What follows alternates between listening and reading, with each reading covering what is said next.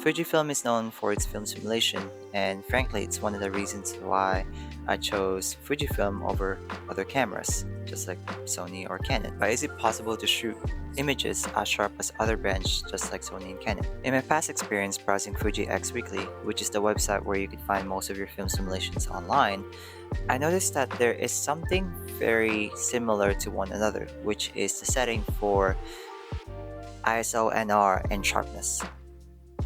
Most of them, I don't think I could really say that all of them because I haven't really looked at all of them, but most of them that I've looked at have similar setting when it comes to ISO, NR, and sharpness. All of them always have a negative number or they're turned off, meaning they're on 0. When I used to use my Fuji XE4, which is the one I'm filming right now, all of my film simulations actually have something similar as well, which is having the same exact setting for the ISO, NR, and the sharpness.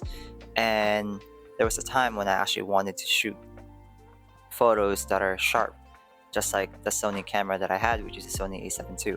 And that's kind of like the turning point where I turned off my grains or the fake grain in the settings and realized that the photos are still not as sharp as I would want it to be.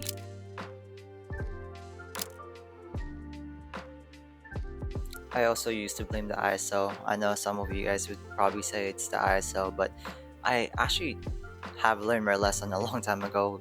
Having very high ISO whenever I'm shooting, it's not a bad thing. You just kind of have to find the sweet spot for it. If it's not the ISO, what could it be? ISO, NR, and sharpness. Again, this might be a common sense for a lot of photographers out there, but Fujifilm has a lot of stuff in their settings and it's just something that you might miss, or if you're just trying to copy and paste from film simulations from other people, then you might miss this one out.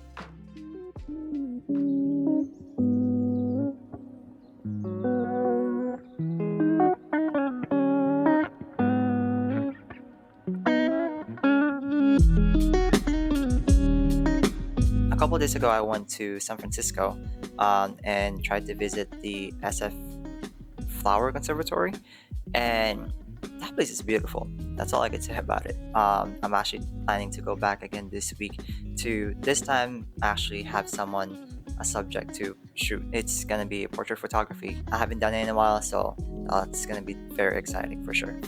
While I was in San Francisco, I was using my Fuji XS20 and my girlfriend was using the Fuji XE4. While I was using it, I decided to try out the settings I've been talking about this whole video. I have it on +2 for the ISO noise reduction, that's what NR stands for, and sharpness on +1 and +2. I don't want to put too high on it just because I don't want the images to look like it's been edited so much or like it's almost like a fake photo. But you also want to keep in mind that the ISO NR only applies if your ISO is very high, which is right now when I went to San Francisco or the conservatory, it's such a perfect place to try it on because it's not very dark, but like it's kind of dark inside. So my ISO was definitely higher than what I normally like to shoot. When I went inside, I felt the temperature. It was a little hotter in there than the outside, which makes sense because there's a lot of plants inside and they like that temperature, which made me worry about my camera, the Fuji XS20, because the controversy right now is that the camera tends to overheat a lot. So while I was there, I decided to just try it out anyways and film, take some B-rolls and stuff like that. And to my surprise, I probably shoot like 8-10 minutes total. I don't continuously shoot, but capturing clips here and there accumulated probably like 8 to 10 minutes. The camera didn't give me any warning that the temperature is getting too high or anything like that, but you can definitely tell that the camera is warmer, and the XE4 was definitely handling it better. And the Fuji XS20, again, it's like it didn't give me any warning and didn't shut off on me out of nowhere, but it was definitely capable to like what I normally do. But again, the point of having this camera is to really push it.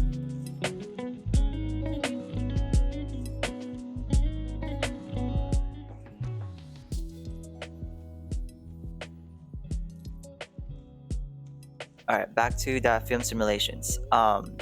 The film simulations that I used, or I'm using right now for the Fuji XS20, there's only four, because in the camera settings itself, there's C1, C2, C3, and C4. I guess you could consider the M, the manual part of it, a fifth one, but I try not to touch that one. So having four simulations, they will be all up in the screen with some um, photos just to show you what it would look like. Keep in mind though, I do edit them in the Lightroom just a tiny bit. But the three simulations that I have, all of them have noise reduction and sharpness in it, just because I'm trying to shoot images that are sharper.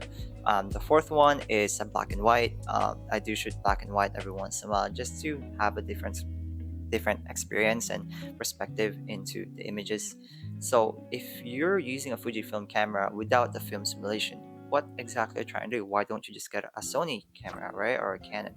Um, that's the reason why I chose Fujifilm cameras. You have that option to have film simulated photos, images, and you could also have photos that are just as sharp as other cameras. I mean, it is 26 megapixel, so try and take advantage of that.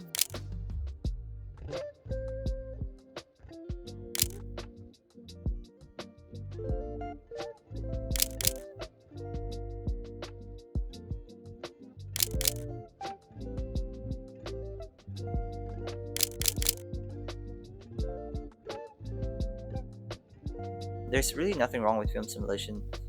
Anyways, it's just like kind of like a cheat code for faster photos or production, because it really does help me produce photos faster and edit faster, just because my edits are already installed in the camera itself. There's also a lot of clients out there that would prefer um, sharper images over film simulations. Again, nothing wrong with film simulations, but most of the time clients want their photos to be sharp. That's why they hired professional photographers, because professional photographers tends to have those high-end cameras. All right, that's all I got for this video. I hope you all find this useful.